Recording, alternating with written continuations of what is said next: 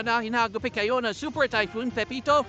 Ramdam din ang lakas ng bagyo sa Nueva Ecija at mula sa Bungabon nakatutok live. Si James Agustin. James!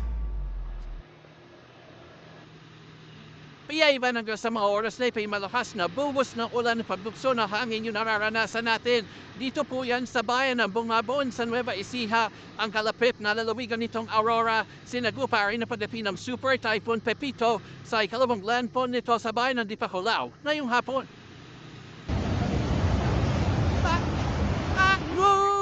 Umabot sa resort na ito sa Dipakulaw, Aurora ang mga alon habang nananalasang Super Typhoon Pepito.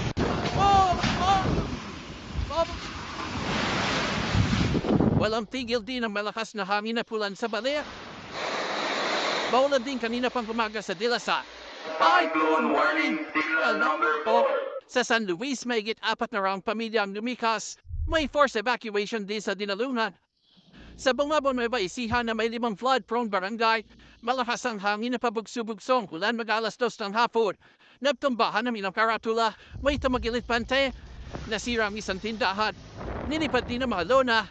Sa isang perya, pusang umaadar ang isang ride. Sa lakas ng hangin,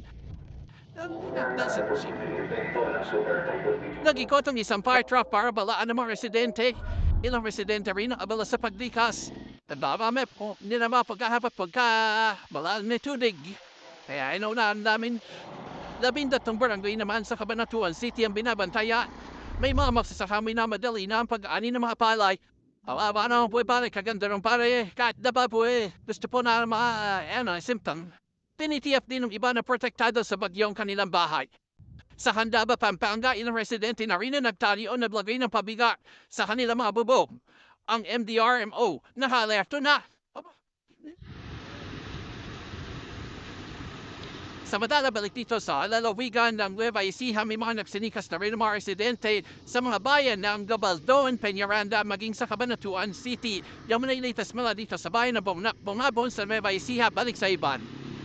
Hingap kay Jath, maraming salamat sa iyo, James Agustin.